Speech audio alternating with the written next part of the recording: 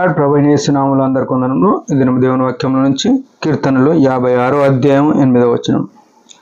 నా సంచారములు నీవు లెక్కించి ఉన్నావు, నా కన్నీళ్లు నీ బుడ్డిలో నుంచబడి ఉన్నవి.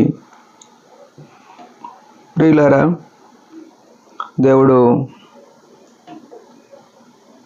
ఎంత మన పట్ల ఆలోచన కలిగి ఉన్నాడు, ఎంత మన పట్ల విచారణ కలిగి ఉన్నాడు అంటే ఎంత మన కొరకు ఆయన కనిపెట్టేవాడై ఉన్నాడు మనం చూడగలుగుతున్నాం. ఏమంటున్నాడు? నా సంచారములు నీవు లెక్కించి ఉన్నావు అని దావీదు మాట్లాడుతున్నాడు.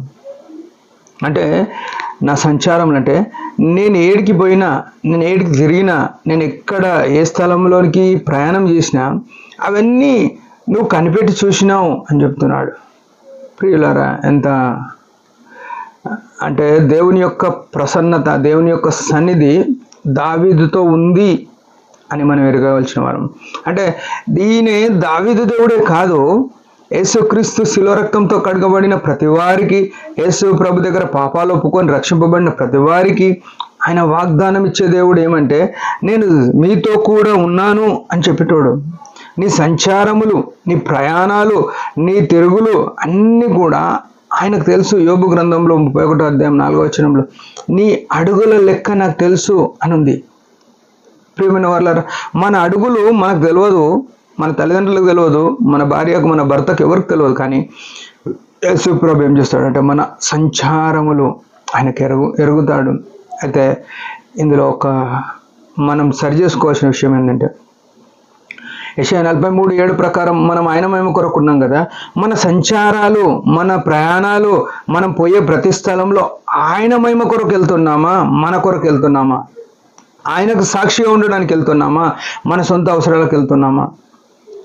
మనం తిరగదాన్ని బట్టి ఆయనకేమైనా మహిమ వస్తుందా, ఆయనకేమైనా అవమానం వస్తుందా? ఇది మనం పరీక్షించుకోవాల్సిన వారమైనా.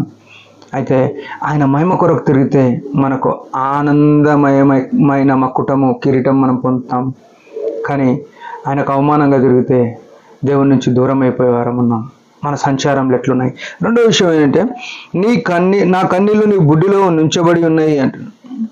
ప్రియులారా, ఈనాడు ప్రపంచంలో ఎంతోమంది ఎన్నో రకాలుగా వేదనతో వెళ్తున్నారు. సువార్త అందించలేని పరిస్థితి, బైబిల్ పట్టుకోని పరిస్థితి, ఇక్కడ మీటింగులు పెట్టుకోని పరిస్థితి.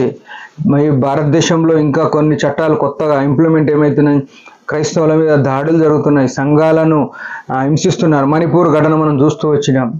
ఇట్లా చాలా స్థలాల్లో ఈ మధ్యన జనవాడలగిన చర్చిలో దాడి, ఇట్లాంటివి చాలా చూస్తున్నాము.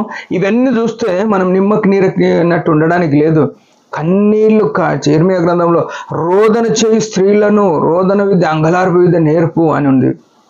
ఎందుకు నేర్పాలంటే, ఏ ఒక్కరు నశించుట తండ్రి చిత్తం కాదు. యేసు ప్రభు చెప్తూ వచ్చిన మాట.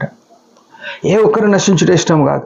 రక్షింపబడిన మనము, విమోచింపబడిన మనము, ఆయన రక్తంతో కడగబడిన మనం కన్నీరు కార్చి అనేకులను రక్షణ వైపు నడపాలి, అనేకుల కొరకు విలపించి ప్రార్థన చేయాలి. మనం ఎట్లున్నాం? మన పరిస్థితి ఏంది?